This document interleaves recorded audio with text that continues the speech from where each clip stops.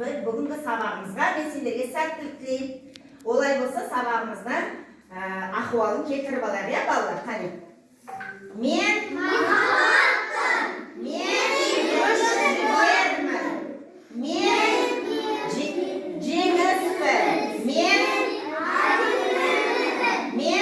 адаммын. Барлығы маған байланысты.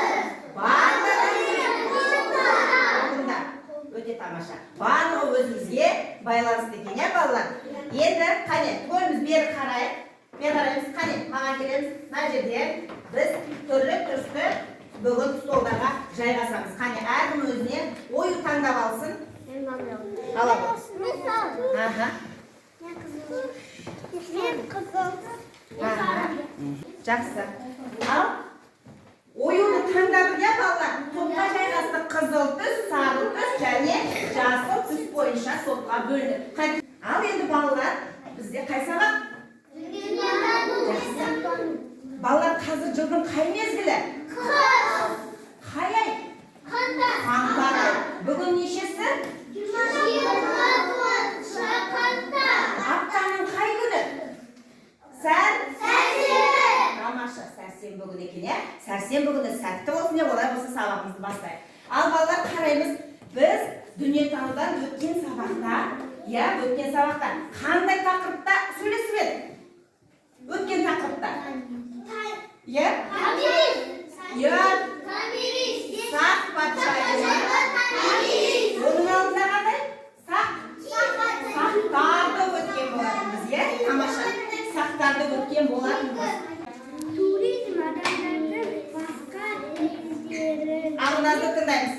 немесе өз еліндегі белгілі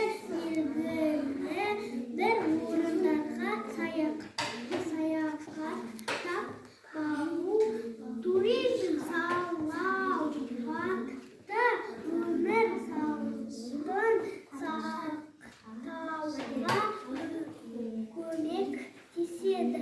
Адамдар табиғатты әдемі жерге саяхаттап тайды. Жақсы. Еркежан, мына топта сен оқып жүресің бе? Яғни басқада. Туризмнің негізгі мақсаты денсаулықты жақсарту, демалу, спортпен айналысу және әрі қызықты жерлерді танып білу. Так, Дилгаз, келесі. Жалғастырып оқып жүресің мына жерде. Туризм сауатты өмір салтын сақтауға көмектеседі. Адамдар табиғатты әдемі жерлерге саяхаттайды. Туризм танытудың ең жақсы демалыс түрі. Біз демалысымызды туған өлкемізге саяхаттан бастаймыз. Тамаша, керемет. Жақсы балалар. 3 топтан 3 оқушы оқып шықты. Олай болса, қазір балалар шағын жұмыс жасап жіберейік. Мен мына топқа мынандай тапсырма берейін деп тұрмын. Мен мұқият тыңдаңдар. Әр топтың тапсырмасы әртүрлі болады. Енді қазір жеке-жеке орындайсыздар. Мен мына топқа берейін. Міне, суретке қараймыз, жеке-жеке, бәріне бір-бірден қараймыз. Яғни, туристік саяхатқа шыққан саған қандай заттар керек дейді. Мынаның ішінде керек еместер де бар. Қарайық. Ал 3 болады. Әркім өз ойын айтады, қане таңдап алайық. 4 жыл мезгілі бар ғой. Қыс, жаз, көктем, күз. Сол кезде саяхатқа қандай киімдер киюге болады, соны жабыстырып шығасыңдар. Қане. Ерасыл, күз кезінде қандай киім киеміз, жазда қандай киім киеміз, көктемде Әмір екеуің бірге қарындашпен сәйкестендік. Енді махаббат бермеңіз, айтамыз қазір. Ал бірінші топты тыңдаймыз. Саяхатқа шыққан саған қандай зат керек? Ой, свет дей ма бұны? Фонарик. Қане, тұратшы, аяқ тоқтай түш. Түш отырмыз. Түш. Тұрамыз. Тыңдаймыз.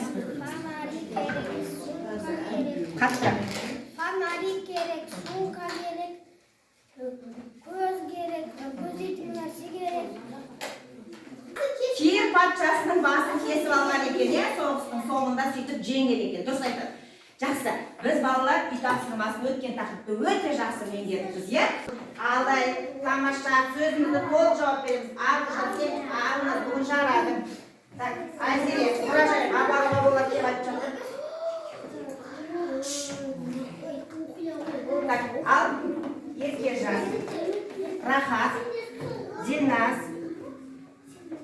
Так, ал бұл біздің бағалауымыз, балалар тыныш отырамыз, иә? Ал түгел кітапты ұстайық. Ал кітабымызды ұстаймыз. Кітапқа қараймыз. Мен бүгінгі жаңа тақырыпты оқып берейін, мұқият тыңдаңыз.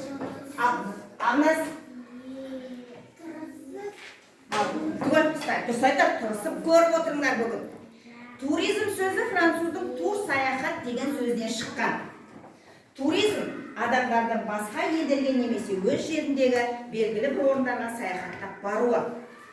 Туризмнің негізгі мақсаты денсаулықты жақсарту, емделу, спортпен айналысу, жаңа әрі қызықты жерлерді танып, туризм салауатты өмір салтын сақтауға көмектеседі. Адамдар табиғаты әдемі жерлерге саяхаттайды. Туризм тынығудың ең жақсы демалыс түрі. Біз демалысымызды туған өлкемізге саяхаттап бастайық. Ал енді мәтін түсінікті ма балалар? Ал мен сұрақ қояйын. Кітапқа қарайық түгіл. Туризм деген қай елдің сөзінен алынған? Француздың қандай сөзі? Тур деген сөзінен шыққан. Француздың тур деген сөзден шыққан, яғни саяхат деген мағынаны білдіреді. Не үшін шығады деген саяхатқа? Демалу үшін, салауатты өмір салтын ұстану үшін, дұрыс айтады. Емделу үшін, спортпен айналысу үшін, суға түсу үшін, дұрыс айтады. Жақсы, мұражайға да баруға болады, өте жақсы. Енді қарай, түгеліміз кітабымызға қарап, өзіміз бір-бірлеп оқып шығайық. Оқимыз. Туризм. Иә, мәтінді оқимыз. Еркежан, мәтінді оқып шығамыз. Кітабын қолыма алып. Иә.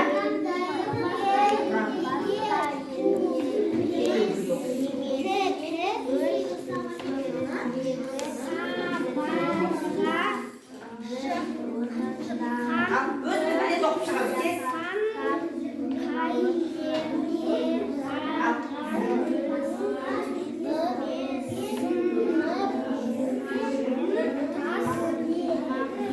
Жауап береміз артынан. Түсінікті ғой, иә? Сақтар біздің ежелгі ата-бабаларымыз. Кім толықтырады? Иә? Неге? Сақтар біздің айтамыз. Сақтар біздің ежелгі ата-әжелеріміз. Бабаларымыз. Әжелеріміз де бір дұрыс айтады. Әжелеріміз жақсы. Келесі сұрақ. Балалар, Томирис патшайым туралы өткен сабақ туралы. Томирис патшайым 10 жасынан бастап атқа мінген.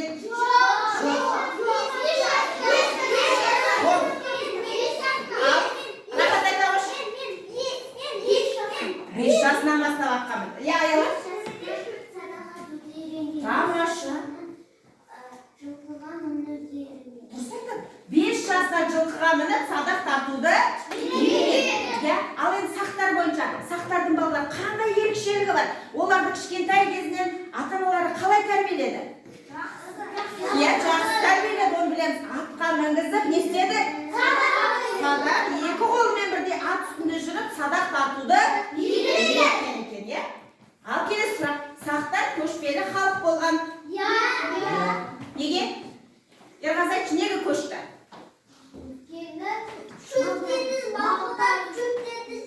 Дұрыс айтады, малдары шөппен қоректенеді. Соған байланысты, жыл мезгілдеріне байланысты олар көшіп қонып отырған, е? Сақтар қандай мал асырады? Түйе. Қой, дұрыс айтады, түйе емес, көбінесе жылқы мен қой асыраған, е балалар? Келесі сұрақ мен қояйын, сосын сен айтасың, е? Парсы патшасы Кир болған.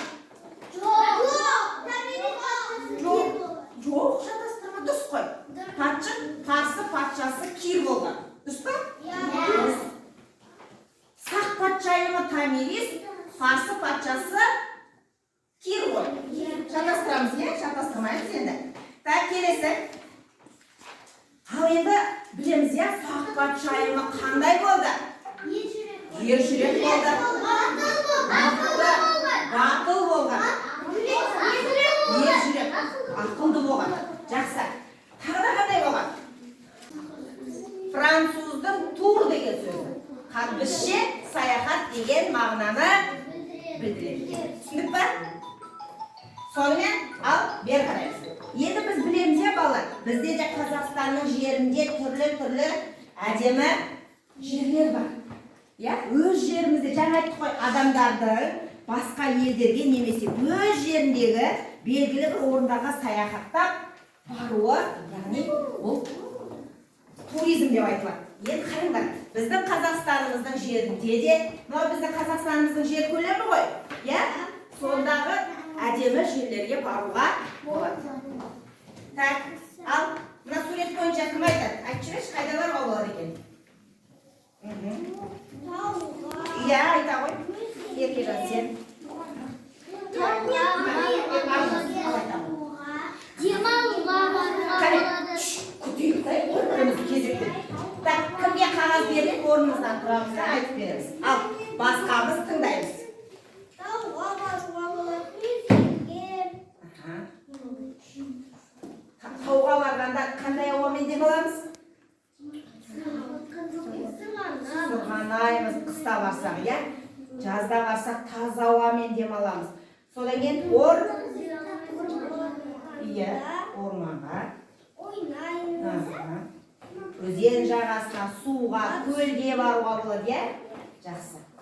Так, Еркежан мен? Тауға баруға болады. Демалуға баруға болады. Тағы сырғанауға баруға болады. Жақсы. Табиғат аясына барып, достарымен саяхаттап, дем алып келуге болады. Жалпы өзі саяхаттау дегеніміз денсаулықты нығайтып, дем алу, суға шомылу, доп ойнау, табиғат аясына. Қайда барса болады екен Қазақстанда? Бурабайға баруға болады. Семеймен саяхаттауға болады. Суға шомылуға болады. Және әртүрлі жерлерге баруға. Әртүрлі, Қазақстанның әртүрлі жеріне баруға болады. Бурабай, Ерғазы айта ғой. Мұражай маған ұнады. Мұражайға мен бар көрдім. Қызықты нәрсе көрсетті. Мұражайға барғанда айтып жатыр, Онда мынандай сұрағын оқымадың ғой, Ерғазы бірінші. Сен саяхатқа шықтың ба? Сен сол кезде қайда бардың? Не көрдің дейді? Мұражайға барғанда айтып жатыр, жақсы. Алтайыр, саған да сондай сұрақ. Сен саяхатқа шықтың. Айта ғой, мен оқып қойдым ол сұрақты. Сен қайда барып көрдің? Алтайыр, мен тыңда. Қазақстан бойынша қайда барып көрдің? Алакөлге. Алакөлге. Дұрыс айтады. Соң кейін? Астана. Астанаға барды, Не көрдің дейді? Мұражай. Бәрі мұражайға бардыңдар ма, тек қана? Астанада башқа ештеңе жоқ па екен? Не бар Астанада? Астанаға барғанда не көрдіңдер сонда? Бәйтерек көрдім. Акванариумға бардық деп бағана кім айтып еді? Онда не бар? Түрлі балықтар бар. Түрлі балықтар бар екен. Алтын балық деген сияқты. Далаларға, тауларға, саяхатқа шығатын. Саяхаттап келеміз туған жердің төрінде. Көкке жетіп төбеміз ән келеді. Ал ойландыш, тақырыбымыз қандай болады? Көңілді болады. Саяхат тақырыбы. Адамдар саяхатқа не үшін шығады? Қараңыздар, бірінші сөзді оқиыншы. Саяхатқа адамдар не үшін шығады? Бір-бірден айтайық, келіп. Не үшін? Көрікті жерлерге бару үшін. Көпті жерлерге бару үшін шығады екен. Баратын жерін анықтау керек. Ол біздің жоспарымыз. Так, бірінші мынаны тауып алайық, бала саяхатқа. Көрікті жерлерге барамыз. Мұражайға барамыз. Басқа елдерге барамыз екен. Ал тыңдап аламыз. Тұра тұр. Басқа елдерге. Ал отыра тұр, Алдияр, Алтай. Енді осыны қорытындылап алайық. Отыра тұр. Қорытындылап алайық. Сонымен балалар саяхатқа барады екенбіз. Қайда? Басқа елдерге барамыз. Мұражайға баруға болады екен. Көрікті жерлерге. Айқайлап алайық, сақырайық. Келесі. Ол үшін әуелі не істеу керек? Жоспар құрғанда ең бірінші баратын қайда барамыз? Сол баратын жерді не істеу керек? Анықтап алу керек. Так, екінші не істейміз? Оқыш Алтайым не дейік?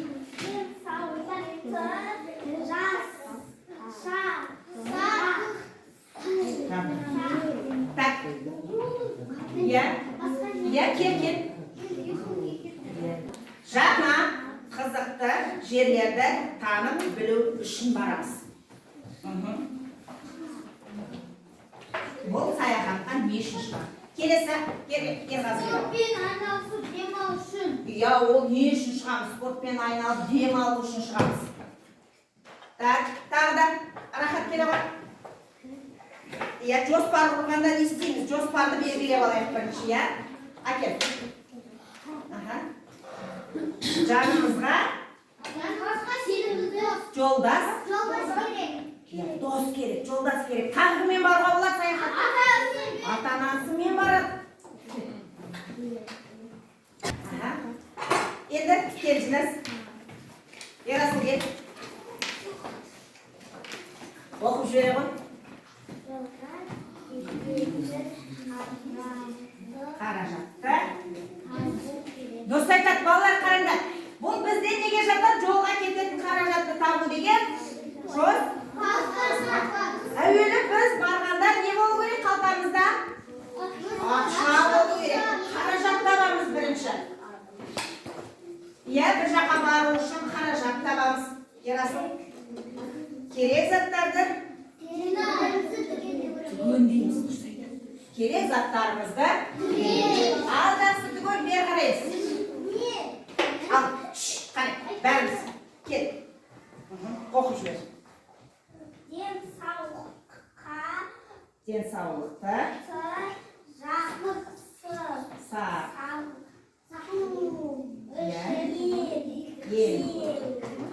емделу үшін. Жақсы, өте жақсы. Ал енді түгеліміз кітабымызды ашайық. Содан айтамыз әлі. Иә? Жылы киімдер керек дейді дұрыс. Қыста, көк қыстада, иә? Демалуға барсақ, тауға барсақ, қандай киімдер керек? Иә? Басымызға. Бас киім, қолымызға. Иә, қолға. Аяғымызға. Жылы етіп киеміз, дұрыс айтады Магомед. Так, енді жаз бен күзге Ерасыл айта көштес.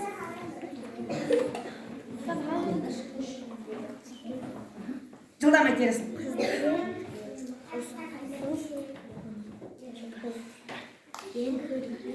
Шығар дауысты. Спортпен айналысамыз, ойнаймыз.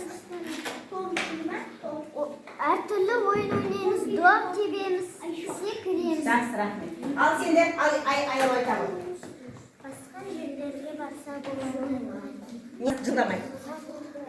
Автобуспен мектепке Жоқ, саяхат туралы автобуспен де баруға болады. Алтай. Кемемен қайда барса болады? Туаға, бауға болады. Туға баруға болады, иә. Сабақ түсінікті болды ма? Иә.